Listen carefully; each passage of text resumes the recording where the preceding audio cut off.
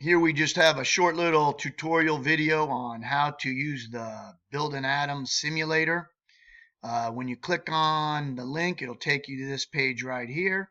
You just come over, click on the little playlist. This is from PhET, very good little Build an Atom simulation.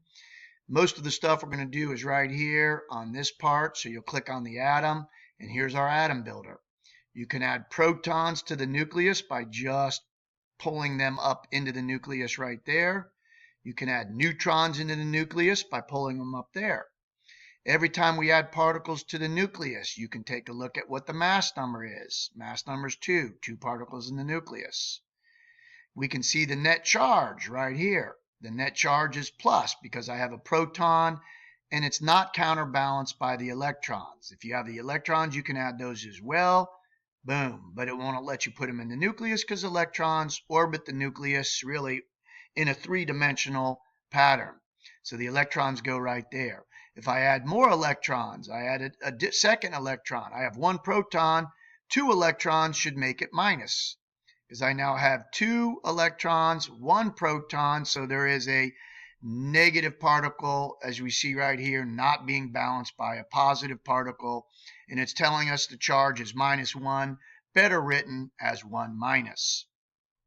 We can check the stability of the nucleus as well by clicking right here. It'll tell you if the nucleus is stable or not.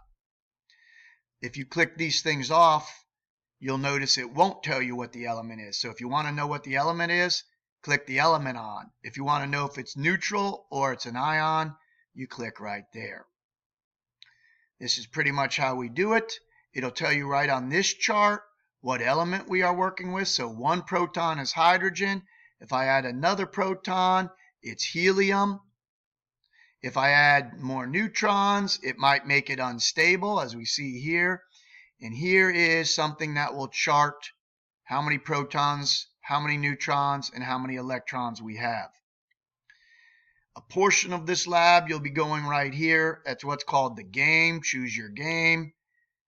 You can play around with these games all you want. And then there's another thing here that is good experience. And this is getting us experience on the nuclear symbol format. So this is a great little place to mess around so you get an idea of what factors influence the mass number, which is the upper left, the atomic number, which was here, and the charge would go right there. A 0 means it doesn't have a charge. This is just a short tutorial on how to mess around. Another neat little thing you have is looking at what we have called the electron cloud. You can click on cloud and it'll show you that the electrons are actually traveling three-dimensional, making a cloud-like thing around it.